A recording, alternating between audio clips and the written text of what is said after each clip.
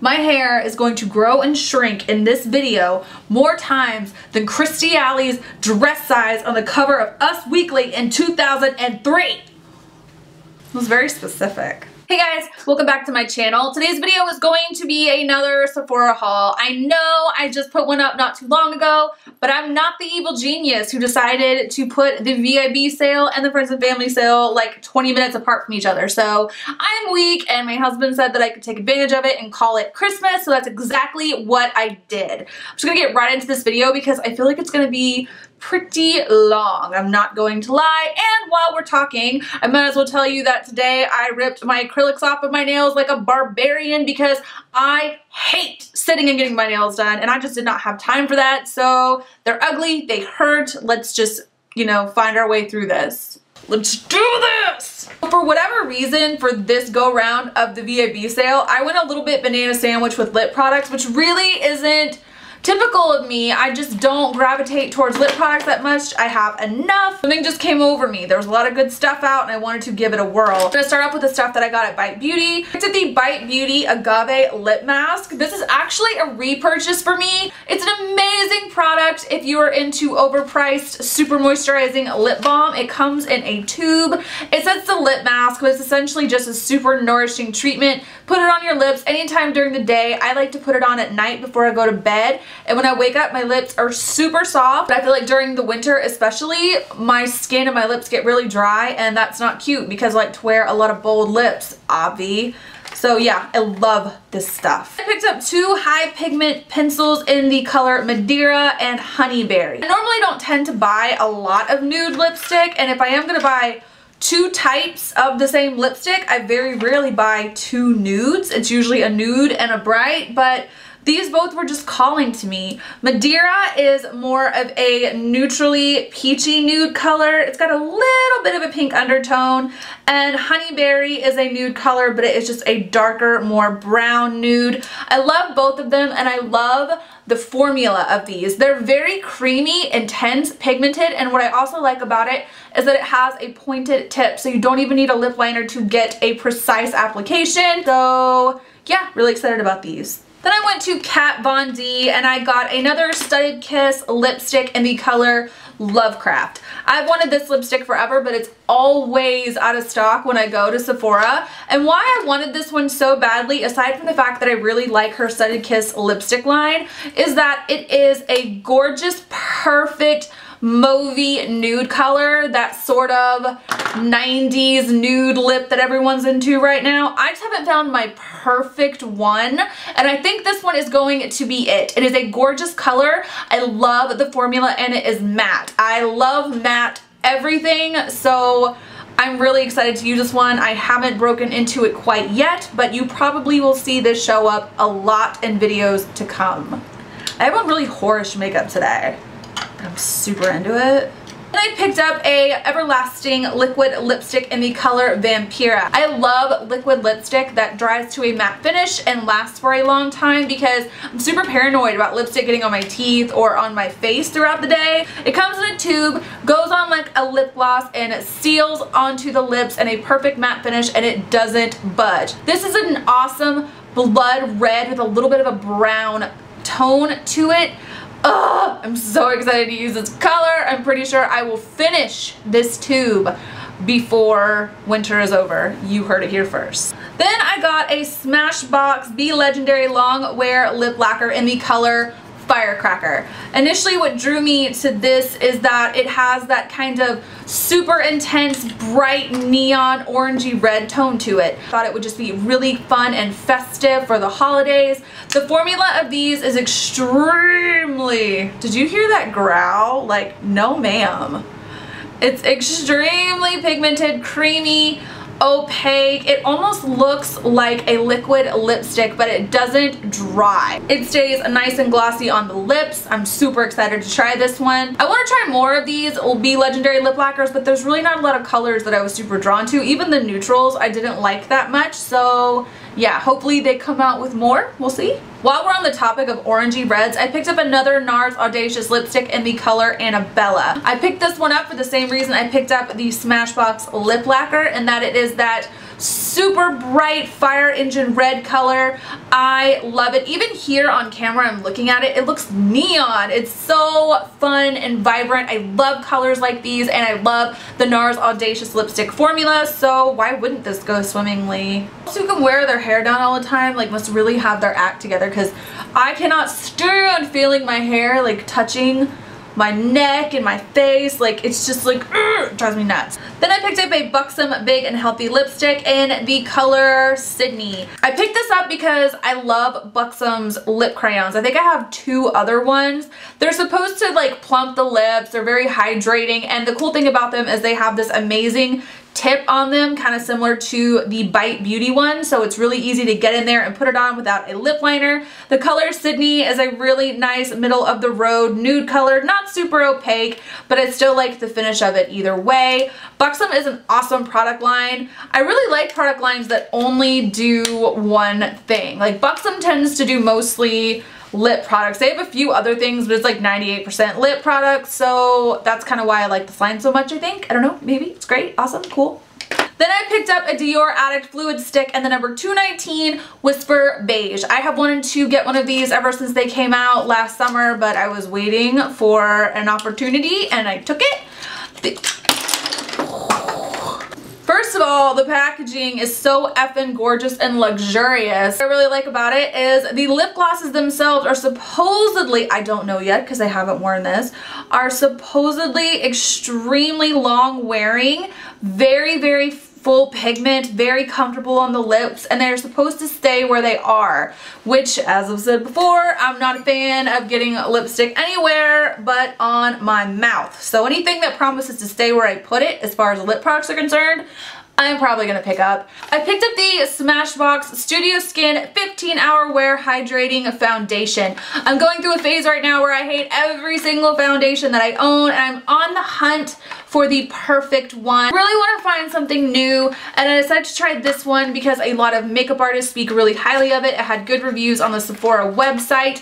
This is supposed to be very similar to the Revlon Color Stay foundation, which I'm a really big fan of. I'm excited to try this. It's supposed to be a more natural satin finish, but a very heavy coverage that's extremely long wearing. I'm really excited to see how it works, and especially excited to see if it lasts for 15 hours, although I've never had to wear foundation on my face longer than 5 or 6. We'll see how it goes. Also from SmashBox, I picked up the Photo Finish Foundation Primer Oil-Free Pore Minimizing version. If you know me, I am a sucker for anything that says it is pore minimizing.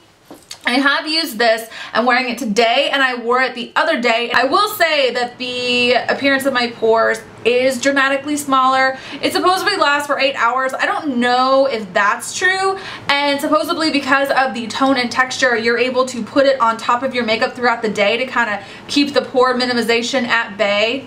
That rhymed. I don't know, I really like it so far, but the true test will be if it breaks me out. Speaking of foundations, I picked up the Hourglass Immaculate Liquid Powder Foundation. This stuff had some amazing reviews on the Sephora website. I was really torn between this or the YSL Ink Fusion Foundation. I really can't remember what made me settle on this one, aside from the fact that it's not supposed to oxidize as bad as the YSL does. So far, I like this one. I have worn it once. I was wearing it, oh my god, my ear itches. I was wearing it in my MAC eyeshadow video, my last video that I put up. I like it a lot, but it is extremely matte. Like, the second you put it on, it turns to powder. And my skin is oily, and I do like matte skin lately, but I don't like to feel the powder on my face. Like, even though I do powder my face, it doesn't feel the same way that it feels when I put this on. I'm not saying it's a bad thing, I'm not used to it. I've never bought a foundation that's this matte before, so I will keep playing with it, but just in terms of coverage and the fact that it hasn't broken me out, I'm pretty impressed with it. Speaking of Hourglass, I picked up the Hourglass Ambient Lighting Powder in the color Mood Light. I do have I think it's the dim light that I use to set my under eye concealer sometimes. And I actually had a few other colors from Hourglass, but they got stolen, so I'm trying to slowly replace all the things of mine that were boosted a few months ago. And I was really loving this one when I was at the store. I actually forgot that I bought it, so I'm really excited to see it again. It is a more of a pink tone. It's absolutely beautiful on the skin. I love these powders. A lot of people say they don't know how to use them. You can do so many things with these. You can use them as a highlighter. You can use them to set certain areas of your face. You can use them to lightly set your entire face. And the effect of them is very soft focus and glowy, and it's one of those products that until you use it and kind of get used to it, you're probably not going to think is worth the investment. But once you do find one that works really well on you, it's just, I keep rhyming. But yeah, they're absolutely stunning, stunning. I wish that I had all my other ones back, but I'm really happy with this either way. It's beautiful. While we're on the subject of cheek products, I also picked up a Tarte Amazonian Clay 12-hour blush in the color Expose. I was really excited about this blush when I saw it. I really don't know why I haven't picked it up before, because I do like matte blushes, and I also like neutral colored blushes. And this just looked like a perfect neutral peach blush with just a little bit of pink in it. It is so beautiful. I haven't used it yet, but I know that it's probably going to be my new favorite blush ever. I love any blush that's like this, matte and neutral, not too pink, not too orange, not too coral, not too red. So if you guys have any recommendations, please let your girl know. It feels like I'm squinting a lot. It's because I have a new light situation going, and they're really bright, I'm not gonna lie. Like, it's blinding me a little bit. Last cheek product, I picked up this Cover FX Illuminator in the color Moonlight. I've been kind of experimenting with Cover FX product line a lot lately, and I've never ever seen any of their highlighters or bronzers in store before, ever. I know they sold them and I know they're online, but I didn't want to buy any if I couldn't swatch them, so I was really excited when I saw this in person. It's a very different highlighter from other highlighters that I own, in that it's much more natural looking. It doesn't look shimmery on the skin. It doesn't look glittery. It doesn't look like, bam, look at my highlight. It's more of a soft glow, and it blends into the skin so beautifully. It just makes you look really fresh and healthy. And sometimes I'm not really into that super intense highlight. I have mentioned before that highlighting and shimmer and things like that really emphasize skin texture. So if you're like me and you want your skin to look as smooth and plastic as possible, this kind of highlighter might be for you, because it's really going to draw a nice focus to the skin, but it's not going to emphasize any existing skin texture because of the finish of it. I'm really excited about this. I haven't used it on my face like I said, but if it looks anywhere as good on my face as it did on the back of my arm and as it does right now as I'm swatching it, then I have really high hopes for this. Picked up a NARS eyeshadow in the color Coconut Grove. I've been buying a lot of NARS eyeshadow, I feel like, lately, but I love their single eyeshadows because I don't really tend to buy palettes anymore. I only buy individual eyeshadows, and I really wanted a super dark brown eyeshadow that was so dark you might think it's black, but it's not. This is what I have found in this color. It's so dark brown.